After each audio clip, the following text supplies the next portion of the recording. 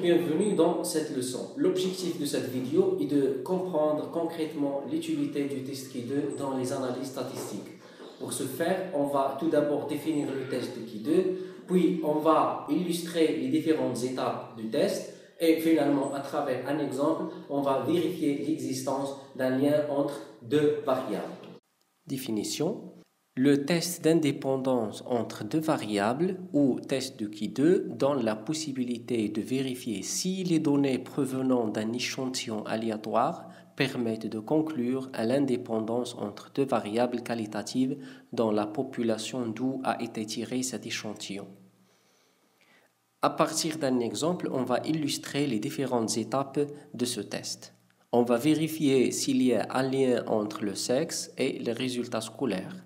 On pourrait alors choisir de noter chez un certain nombre d'élèves s'ils sont de sexe féminin ou masculin et si leurs résultats scolaires sont très faibles, plutôt forts ou très forts.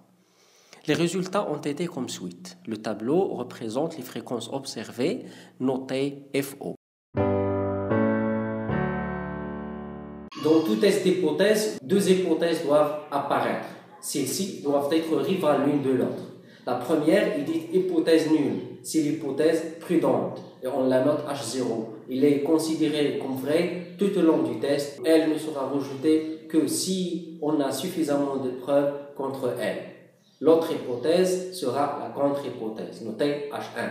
On l'acceptera si l'hypothèse nulle est rejetée. Notez bien que dans la majorité de recherches, la contre-hypothèse est généralement celle du chercheur. L'hypothèse nulle H0, le sexe et les résultats scolaires sont indépendants. Et la contre-hypothèse H1, il y a un lien entre les résultats scolaires et le sexe. Notez bien que l'hypothèse nulle H0 est dite prudente. Elle est considérée comme vraie tout au long du test et elle ne sera rejetée que si on a suffisamment de preuves contre elle. Dans la situation théorique où il n'y aurait aucun rapport entre les résultats scolaires et le sexe, les effectifs doivent être répartis comme suit. S'il n'y a aucun rapport entre les deux variables, les effectifs doivent être répartis comme suit. Puisqu'il y a 84 filles sur 200, donc ils sont à un pourcentage de 42%. Et les garçons sont au nombre de 116, donc ils sont à un pourcentage de 58%. Calculons maintenant les effectifs théoriques sur la base de ces pourcentages.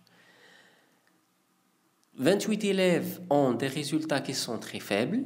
42% parmi eux doivent être des filles. Alors, le nombre de filles ayant des résultats très faibles est 28 multiplié par 42%, ce qui est équivalent à 11,76%. De la même façon, il y a 116 garçons sur 200 répondants, c'est-à-dire 58% de garçons.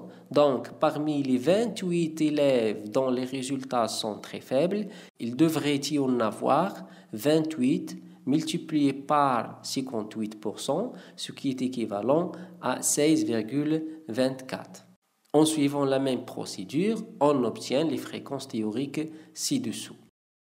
Notez bien que de telles fréquences calculées, selon l'hypothèse qu'il n'y a aucun rapport entre le sexe et les résultats scolaires, sont appelées fréquences théoriques et notées FT.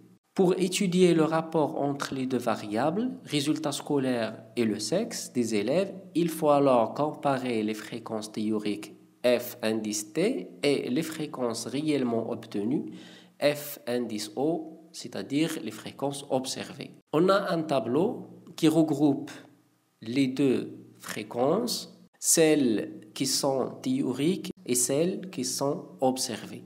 Si les variables sexe et résultats scolaires étaient parfaitement indépendants, alors FO est égal à FT, ce qui n'est pas le cas ici.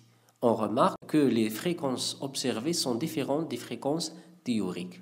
Alors, on conclut qu'il existe un certain lien entre les deux variables. Puisqu'il y a un lien entre les deux variables, on doit mesurer le lien. Pour ce faire, on calcule le carré de contingence x au carré appelé Qui2. Qui2 mesure l'écart global entre les fréquences observées et les fréquences théoriques. Il s'obtient en additionnant pour chaque intersection du tableau la valeur FO moins FT, le tout au carré divisé par FT. C'est-à-dire, mathématiquement, x au carré est égal à sigma FO moins FT au carré sur FT. L'intersection, par exemple, de féminin très faible est calculée comme suit. FO moins FT au carré sur FT est égal à 8 moins 11,76, le tout au carré sur 11,76, ce qui est égal à 1,202. En appliquant la même formule pour chaque intersection, on obtient les valeurs suivantes.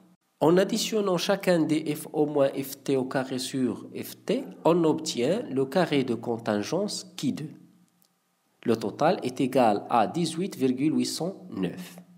Précision. Plus la valeur du x au carré est grande, plus le degré d'association entre les deux variables est grand. Si il n'existe aucun lien entre deux variables, x au carré doit être égal à 0, c'est-à-dire FO est égal à FT. La loi de Qui2 s'applique sous certaines conditions. Il faut que toutes les fréquences théoriques soient supérieures ou égales à 5. Si on avait trouvé une où Ft est strictement inférieur à 5, il aurait fallu modifier le tableau de contingence en regroupant ensemble soit deux lignes, soit deux colonnes. Le seuil de signification d'un test noté alpha est fixé dès le départ. Il représente la probabilité du risque qu'on est prêt à assumer en rejetant une hypothèse nulle à cause de l'échantillon qui est en effet vrai.